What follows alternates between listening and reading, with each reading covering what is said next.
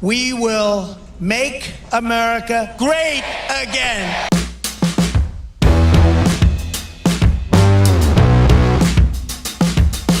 I've spoken many times about the very public and obvious cognitive decline of the US president, a man who desperately needs help and care. President Biden, is Obamacare still a thing? Is it still a thing? Yes. Everybody forever was like, Kamala Harris is the worst vice president, and then in a moment in time, all of a sudden she's our solution. She put thousands and thousands of black people in jail over marijuana.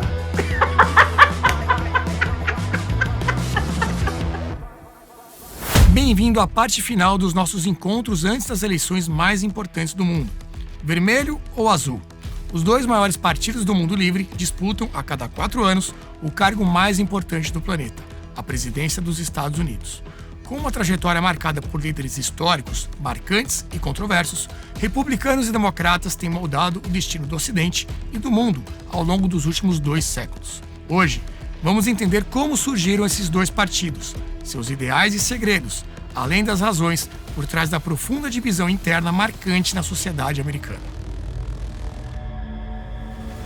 Trazer essa produção até você de forma completamente gratuita não é uma tarefa simples. Sua realização só é possível graças ao apoio dos nossos membros assinantes. A Brasil Paralelo vai muito além deste canal que você está assistindo.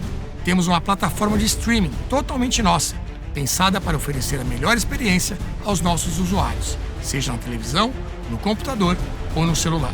São mais de 90 documentários originais, incluindo O Fim das Nações, um épico em 3 episódios que narra a trajetória da política internacional, desde o atentado de 11 de setembro até a nova Guerra Fria entre Estados Unidos e China. Além dos nossos originais, nossos membros assinantes têm acesso a filmes selecionados, um núcleo de formação com mais de 90 cursos e certificações com início, meio e fim sobre política, administração e família. Neste mês de novembro, a Brasil Paralelo está oferecendo uma condição que estava bloqueada há 1 ano, a assinatura vitalícia. Essa é a sua chance de garantir acesso ao nosso conteúdo por toda a vida, com um único pagamento promocional. A hora é agora. Não perca esta oferta, pois ela se encerrará em breve. Toque no link deste vídeo para garantir o seu acesso vitalício e nunca mais se preocupe com aumentos de preços e renovações. Brasil Paralelo. Assine agora, acesse para sempre.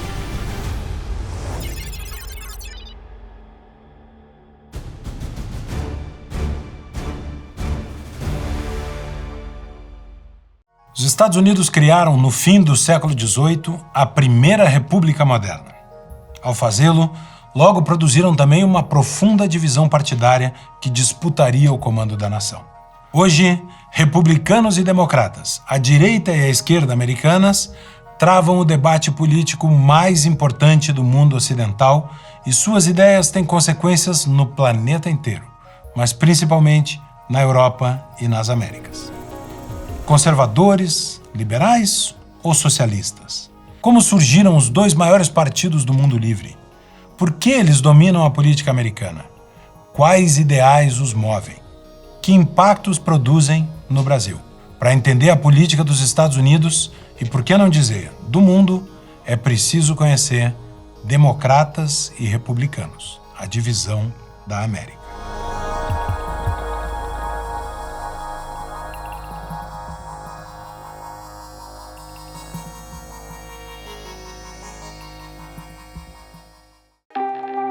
A esquerda e a direita dos Estados Unidos têm partidos, cores e heróis diferentes. A maior potência econômica e militar do planeta tem uma divisão política interna profunda, que tem reflexos no mundo todo.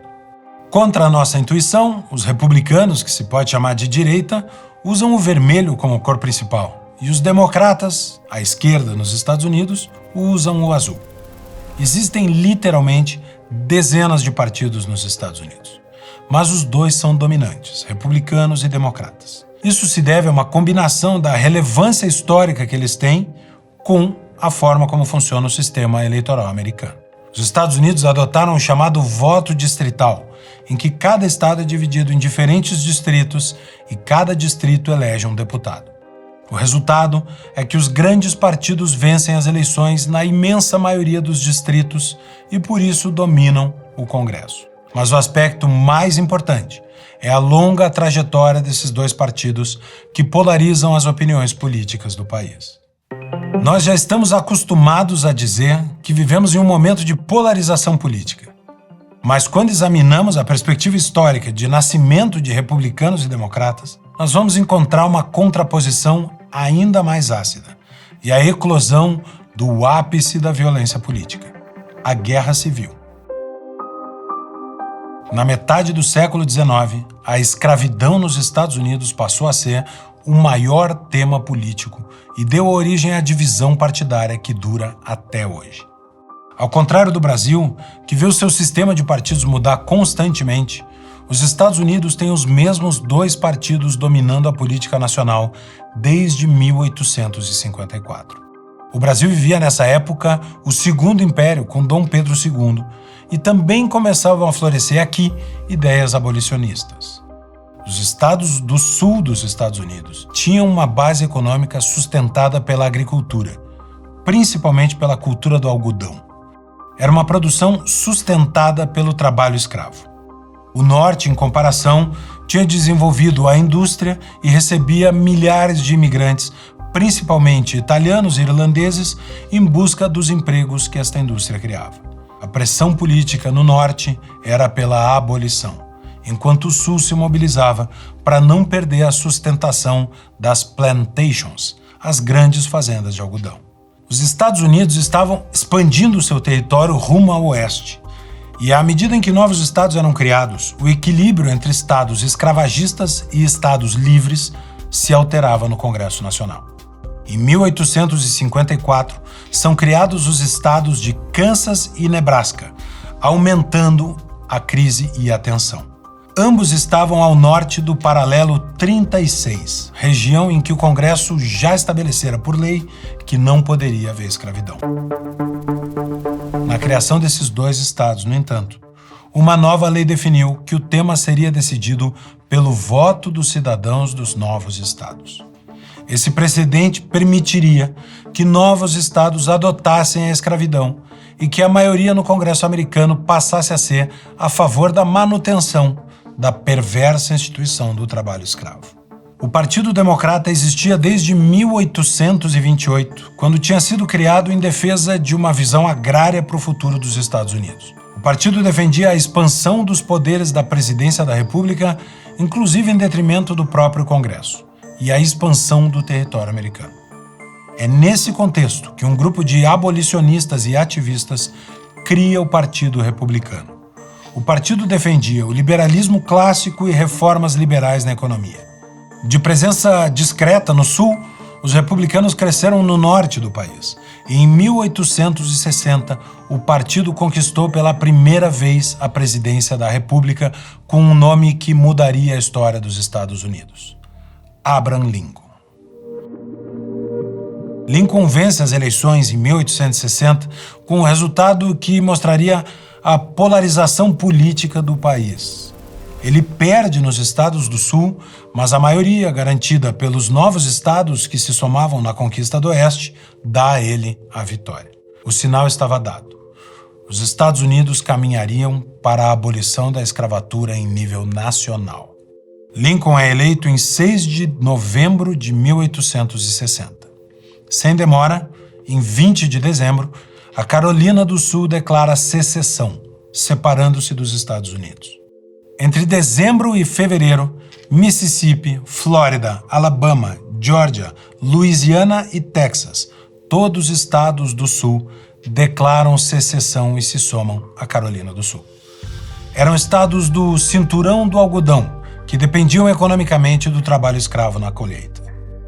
Ainda que alguns historiadores defendam que a tese central dessa secessão era o domínio do norte sobre o sul e a defesa da autonomia dos estados, um tema central nas divergências políticas nos primeiros anos da independência americana, é evidente que a principal força motriz dessa separação era a escravidão, e a maioria dos historiadores assim reconhece. Os estados que se retiraram da União formaram os Estados Confederados da América e elegeram Jefferson Davis como seu presidente. Davis era um senador do Mississippi pelo Partido Democrata. Assim, o primeiro grande duelo entre republicanos e democratas foi também a causa da Guerra Civil Americana. Republicanos queriam a abolição da escravatura e os democratas a sua manutenção, ao menos no Sul. Lincoln, confrontado com a decisão de permitir a divisão do país ou ir à Guerra Civil, escolhe o confronto. A secessão poderia ser um direito dos estados, e esse argumento encontraria amparo na Constituição americana. Mas, por outro lado, era um argumento legal a serviço de uma causa imoral. A discussão jamais foi apenas sobre o direito de secessão. Ela era principalmente sobre a escravidão. E assim começava a Guerra Civil Americana. Iniciado pelo ataque confederado a um forte na Carolina do Sul, o conflito se estenderia por 4 anos. Lincoln tinha declarado que não iria impor a abolição e nem invadiria os estados do Sul, mas que defenderia a União, incluindo seus territórios, seus fortes, arsenais e outras propriedades. Com o ataque dos confederados, Lincoln reagiu e instaurou-se a maior guerra que o continente americano já viu. Mais de 600 mil americanos morreram. Em 1861, os Estados Unidos tinham pouco mais de 30 milhões de habitantes, quase 1/10 do que tem hoje. Seria como se, nos nossos dias, morressem 6 milhões de americanos numa guerra civil. Os generais Grant, dos Estados Unidos, e Lee, dos Confederados, entrariam para a história. Os Estados Unidos, nascidos de um pacto de união entre 13 colônias, agora enfrentavam uma batalha existencial. O Norte, industrializado, venceu a guerra, garantindo a Lincoln um papel na mitologia política americana como o salvador da União. Os Estados Confederados foram reintegrados nos Estados Unidos e, no fim da guerra, foi aprovada a 13ª Emenda à Constituição dos Estados Unidos, que diz: nem a escravidão, nem a servidão involuntária, exceto como punição por um crime do qual alguém seja devidamente condenado, existirá dentro dos Estados Unidos ou de qualquer lugar sujeito à sua jurisdição. Estava abolida a escravidão. O republicano Abraham Lincoln pagaria com a vida. Em 14 de abril de 1865, 5 dias após a rendição dos Estados Confederados na Guerra Civil, o 16º presidente dos Estados Unidos foi assassinado com um tiro na cabeça no Teatro Ford, em Washington. O assassino, John Wilkes Booth, gritou ao atirar: "Sic semper tyrannis", assim sempre aos tiranos. Os republicanos venceriam 6 eleições seguidas, contando as 2 de Lincoln. Os Estados Unidos se tornavam uma grande potência econômica e industrial. Começava uma era de amplo domínio dos republicanos, em que venceriam 13 eleições presidenciais, perdendo apenas 4. Mas tudo viria a mudar com a eleição de Franklin Delano Roosevelt, o homem que mudou o Partido Democrata e fez nascer a era moderna da divisão partidária americana. Naquele início dos anos 30, a União Soviética já tinha vivido a Revolução de 1917. O comunismo e o socialismo passaram a desafiar as antigas correntes políticas do Ocidente. Além de liberais e conservadores, havia agora um terceiro campo político a disputar a opinião pública. Surgia a esquerda, como nós a entendemos hoje. Depois da quebra da Bolsa em 29, os democratas voltam ao poder com Franklin Roosevelt, que venceu as eleições em 1932 com a promessa de retomar o emprego e reformar o Estado americano. Roosevelt implementou o New Deal, um novo acordo, que deu uma guinada à esquerda na presidência americana.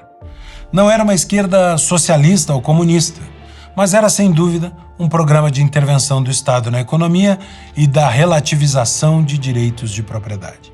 Eram os anos de Stalin, Hitler, Mussolini e, no Brasil, Getúlio Vargas. O coletivismo tomava conta do ideário político no Ocidente. Os Estados Unidos não sairiam imunes. Roosevelt implementou um sistema de welfare state, ou estado de bem-estar social, com programas de seguridade social, renda mínima, seguro-desemprego e regulação do trabalho. Os democratas se distanciaram do empresariado, buscando o voto das camadas mais populares. É nesse contexto que os democratas começam a ser identificados como a esquerda americana e o Partido Republicano assume contornos ainda mais conservadores. Paradoxalmente, o partido que tinha defendido a manutenção da escravatura crescia entre os eleitores negros e os republicanos de Lincoln respondiam buscando o apoio dos brancos no sul do país. O governo federal começaria a regular monopólios, limitando o mercado e fortalecendo os sindicatos de trabalhadores. O aumento de impostos também faria crescer a oposição entre empresários. Muitos chamavam o governo democrata de socialista. O sistema financeiro e bancário foi regulamentado, causando resistência de setores mais ricos. Roosevelt seria o primeiro e único presidente americano eleito mais de 2 vezes, vencendo 4 eleições presidenciais consecutivas. Depois de sua morte, uma emenda constitucional proibiu que alguém fosse presidente por mais de 2 mandatos. É também na era Roosevelt que se estabelece um elemento que perdura até hoje. Os democratas apostaram no caminho do gasto público para vencer a crise econômica dos anos 30. O investimento em infraestrutura disparou, gerando emprego e renda, mas o endividamento também cresceu. Desde então, os governos democratas têm aumentado gastos públicos e os republicanos, em oposição, se dizem fiscalmente irresponsáveis. Os democratas, que haviam dado sustentação política ao regime escravocrata, sairiam da era Roosevelt como o Partido dos Trabalhadores e da esquerda progressista americana. Roosevelt ainda proibia por decreto a discriminação racial no setor da defesa, inclusive nas empresas fornecedoras das Forças Armadas. Os republicanos estavam divididos, uma ala no centro-oeste, contrária às reformas de Roosevelt, e uma ala no nordeste americano, que apoiaria o New Deal. Depois de Roosevelt, nos anos 60, essa disputa teria um novo capítulo. Desde a abolição da escravatura, os estados do Sul mantinham leis estaduais que estabeleciam a segregação racial. Era a doutrina do iguais, mas segregados. Educação pública, transporte coletivo, serviços básicos e até o comércio em geral funcionavam de forma segregada. Escolas para brancos e para colored people eram separadas, por exemplo. A Suprema Corte dos Estados Unidos começava a derrubar essas leis em 1954 com o famoso caso Brown contra Board of Education, que julgou inconstitucional a segregação nas escolas. Os anos 60 seriam anos de transformação social. E um presidente democrata, ainda que não tenha concluído o mandato, marcou esse momento. John Fitzgerald Kennedy vence as eleições americanas em 1960, em plena Guerra Fria. Enfrentou momentos de tensão com países comunistas, especialmente com a invasão da Baía dos Porcos, em Cuba, que fracassou, e uma esgrima com a União Soviética na crise dos mísseis, quando Khrushchev tentou instalar armas nucleares na ilha cubana com apoio de Fidel Castro. Estas 2 histórias, aliás, estão no documentário sobre a história do comunismo, aqui da BP, no capítulo sobre Cuba. Era um momento em que mesmo a esquerda americana, ou ao menos a maioria dela, tinha consciência da ameaça comunista. A ala mais radical do Partido Democrata mostrava, sim, simpatia com o regime soviético, mas não encontrava eco na maioria da população. Até hoje, um dos presidentes mais icônicos dos Estados Unidos, Kennedy lançou a corrida à Lua, travou a Guerra do Vietnã, enfrentou a União Soviética, enquanto no plano doméstico apoiou o movimento dos direitos civis, a etapa final do processo de construção da igualdade racial perante a lei nos Estados Unidos. Eleito com 70% dos votos dos negros, Kennedy apresentou em junho de 1963 a Lei dos Direitos Civis, que proibia nacionalmente a discriminação com base em raça, cor, religião, sexo ou origem nacional. Ela proibia qualquer distinção nas escolas, instalações públicas, requisitos para o voto ou ainda no ambiente de trabalho. O Congresso, no entanto, não se mostrou disposto a aprovar a lei. E o presidente do Rules Committee, uma espécie de CCJ da Câmara dos Estados Unidos, Howard Smith, um democrata do Sul, engavetou o projeto. O maior fato político dos anos 60 na América mudaria o destino desta lei. Em 22 de novembro de 1963, em um desfile em carro aberto por Dallas, Texas, John Kennedy é assassinado a tiros em meio a uma procissão. A cena do crime, com Jacqueline Kennedy tentando em vão socorrer o marido, é uma das mais vistas de toda a história política do Ocidente. A comoção nacional da morte do presidente, um assassinato político, mudou o espírito do Congresso, que no ano seguinte aprovaria a lei proposta por Kennedy. Muitos dizem que hoje Kennedy seria um republicano, especialmente por suas posições contrárias ao comunismo e à União Soviética. Mas seu legado apagaria a mancha da defesa da escravidão pelos democratas e asseguraria o domínio político sobre a maioria da população negra americana que perdura até hoje. Kennedy transformou o partido que foi contra a libertação dos escravos no partido que defendeu a igualdade racial. Ao mesmo tempo, os republicanos que lutaram pela abolição tornaram-se cada vez mais distantes do eleitorado negro até chegados os anos 2000. Depois de Kennedy, republicanos e democratas se alternaram no poder, com Lyndon Johnson, democrata, Nixon, republicano, que renunciou com o escândalo de Watergate, uma invasão à sede do Partido Democrata, Gerald Ford, republicano, e Jimmy Carter, democrata. Foi nas eleições de 1980 que os republicanos tiveram o seu mais icônico líder, alguém que finalmente teria a força de equilibrar o peso dos mitos, Franklin Roosevelt e John Kennedy. Ronald Reagan. Reagan, governador da Califórnia, vence as eleições em 1980, derrotando o então presidente democrata Jimmy Carter com um landslide, uma vitória avassaladora. Venceu as eleições de 80 em 44 estados, enquanto Carter venceu em apenas 6 e no Distrito de Colômbia. Carter entregava um país com inflação alta, juros altos, desemprego, endividamento, greves, impostos altos, regulamentação exacerbada, falta de petróleo e um baixíssimo nível de investimento. Era o cenário ideal para o ex-ator Ronald Reagan. Carismático e com um orador extraordinário, Reagan adotaria o liberalismo econômico, tendo Milton Friedman, Prêmio Nobel de Economia em 76, como um assessor informal durante as eleições.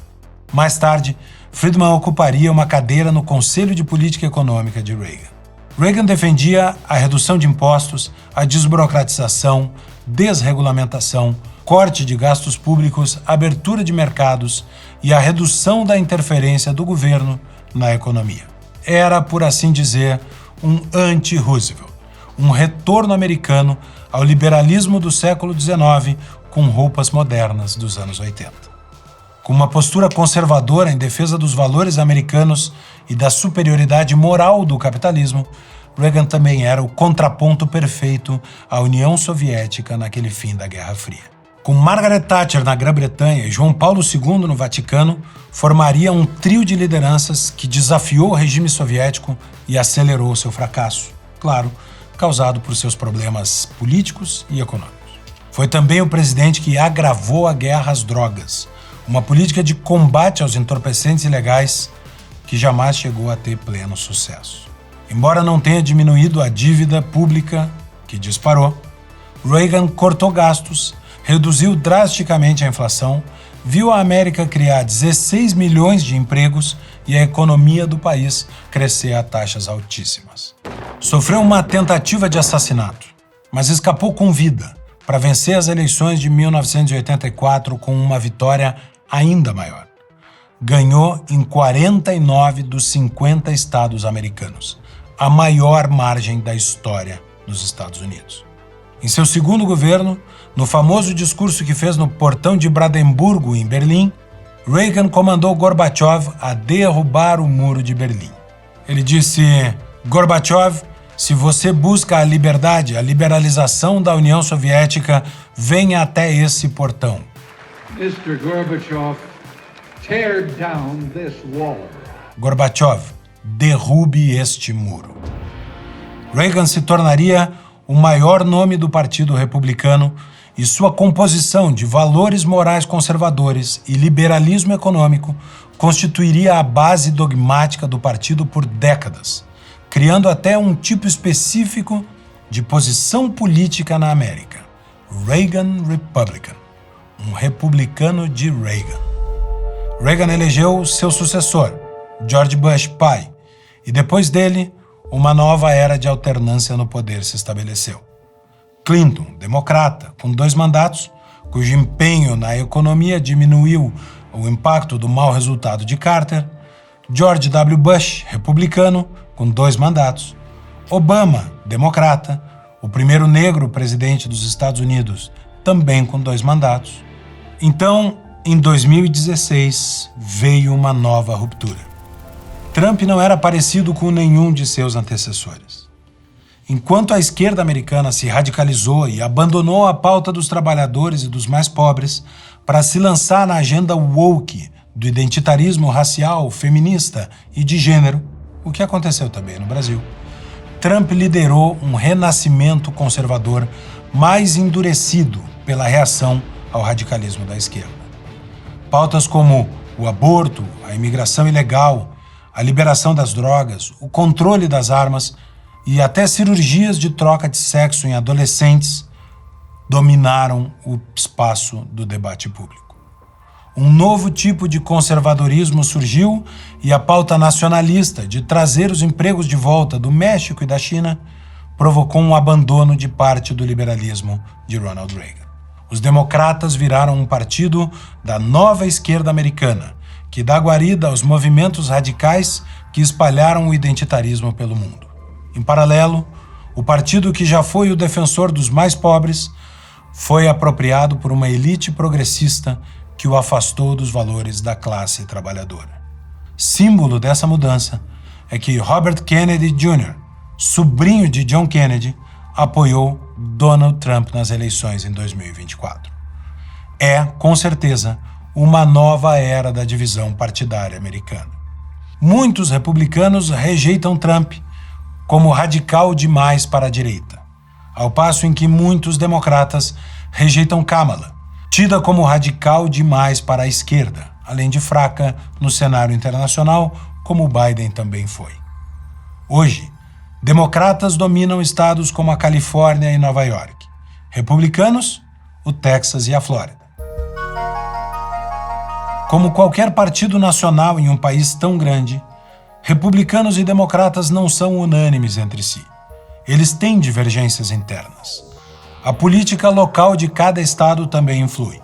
Existem termos como New York Republican e Texas Democrat. É claro, o eleitor é soberano, e mesmo os republicanos precisam acenar à centro-esquerda em Nova York, assim como um democrata no Texas talvez não ouse ser contra o porte de arma pelos cidadãos. Um partido do tamanho destes dois é necessariamente a confluência de visões políticas diferentes, de diferentes pautas e de diferentes interesses. E é justamente por essa capacidade de aglutinação que republicanos e democratas mantêm a hegemonia da política americana e travam entre si uma das maiores rivalidades políticas do planeta. A nova polarização é profunda e mexe com valores muito tradicionais da sociedade dos Estados Unidos. A história política americana e seus dois partidos se confrontam. Enquanto valores e princípios são contrapostos em busca de uma nova conciliação, os americanos vão de novo às urnas em 2024. Dessa eleição sai não apenas um novo capítulo da centenária história de democratas e republicanos, mas também um novo governo para os Estados Unidos, que certamente influenciará o Brasil e o mundo. Esperamos que você tenha gostado do episódio. Apenas recapitulando, a assinatura vitalícia da Brasil Paralelo garante acesso para sempre aos nossos conteúdos. Essa não é mais uma assinatura que fica disponível em nosso site, mas sim uma condição especial que está liberada por tempo limitado. Quando a promoção terminar, a única forma de assinar a Brasil Paralelo será novamente pelo modelo de pagamentos mensais. Nós contamos muito com você. A sua assinatura é fundamental para que a missão de resgate dos bons valores, ideias e sentimentos dos corações de todos os brasileiros continue e, mais do que isso, possa mudar a vida do maior número de pessoas. Muito obrigado e até breve.